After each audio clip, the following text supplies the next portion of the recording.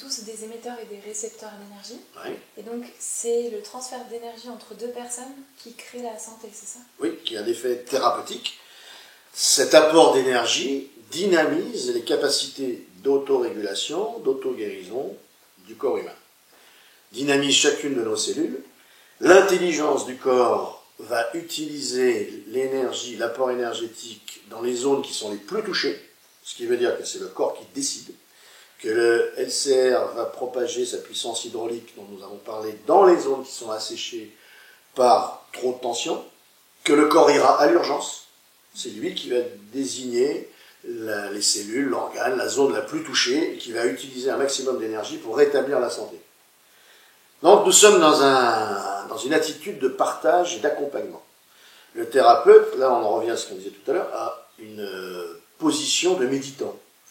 Ce n'est pas une affaire du mental, c'est une affaire, je dirais, du cerveau droit. Le cerveau gauche, lui, c'est l'analyse, l'intellect, etc. Et le cerveau droit, que nous n'utilisons pas souvent, fonctionne plus au niveau de l'intuition, l'instinct, la sensibilité, au-delà du mental. Au-delà du mental, cette capacité d'écoute sans jugement, sans analyse, ce n'est pas une écoute intellectuelle, c'est un accompagnement. Et là, je rejoins encore la physique quantique qui nous dit que lorsqu'on observe une particule dans l'espace, elle se transforme. Le seul fait de l'observer, parce qu'on la localise dans l'espace. Nous sommes quoi? Nous sommes des sacs de particules. On localise ces particules dans l'espace. On y porte attention.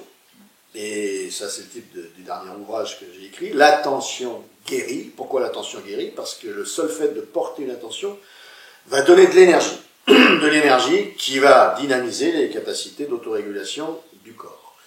Donc le thérapeute a une attitude de méditant à ce moment-là. Et cette dimension, cette attention, va se concentrer d'elle-même vers, je le disais, donc, des zones caractéristiques qui sont touchées, qui sont les plus malades. Donc ça, c'est l'espace. Et la notion de temps, elle est aussi déterminée par le corps, qui va déterminer la durée de la séance. Et combien de temps elle va agir dans ce corps pour relancer la machine, tout simplement. Voilà.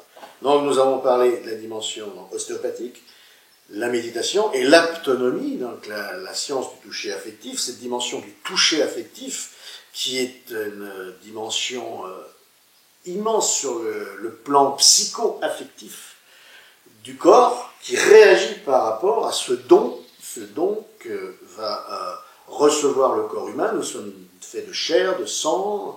L'enfant, lorsqu'il est né, il a été touché pour la première fois, il a quitté le milieu aquatique de sa maman, et il sort, il arrive dans un milieu aérien où le toucher va être hyper important, où justement il faut laisser l'enfant contre le corps de la maman le plus longtemps possible avant de le séparer.